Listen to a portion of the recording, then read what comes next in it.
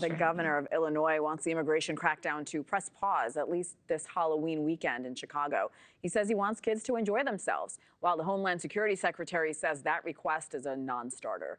NewsNation's Mills Hayes joins us live from the ICE facility in suburban Chicago. Mills, good morning. This comes as we're learning information about a DHS operation during a Halloween parade just last week.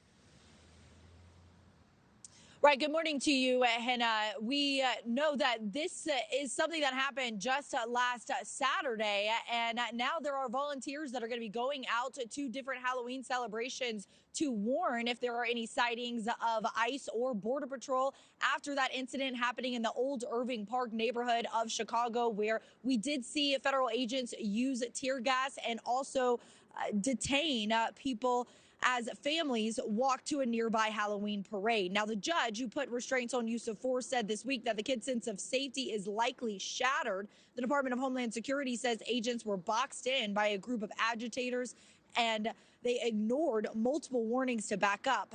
The agency also adding that their operation resulted in the arrest of a man from Mexico in the country illegally. Illinois Governor J.B. Pritzker has asked for a weekend off of Operation Midway Blitz so kids could trick or treat.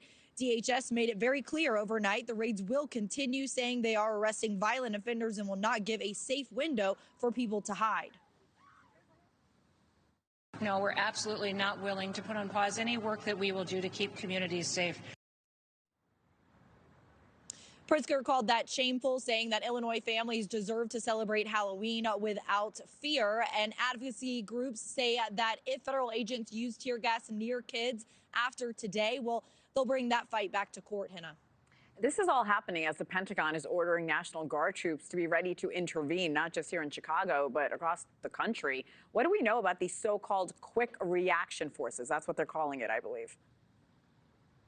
Right. The Department of War is telling all states and territories to train 500 National Guard members in crowd control and to learn how to use shields, batons, and be ready for a rapid urban deployment, meaning that more than 23,000 troops could be ready for a deployment like this if the Trump administration asks for it at the beginning of next year. So that means that if there are clashes between federal agents or officers and protesters in the streets of Chicago or also outside this Broadview ICE facility, and also local police say they're outnumbered, well, then the Guard can give this Guard plan gives Washington a faster way to surge people in. But Governor Pritzker has already called the federal deployment to Chicago unconstitutional. So we do expect a fight if it does happen. And of course, the bottom line here is that those immigration enforcement operations will continue this Halloween weekend, and the federal government quietly building a larger toolkit to deal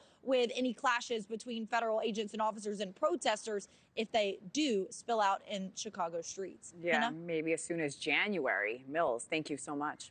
Thank you for watching. Subscribe below and download our NewsNation app right now on your phone, and you will get fact-based, unbiased news for all Americans.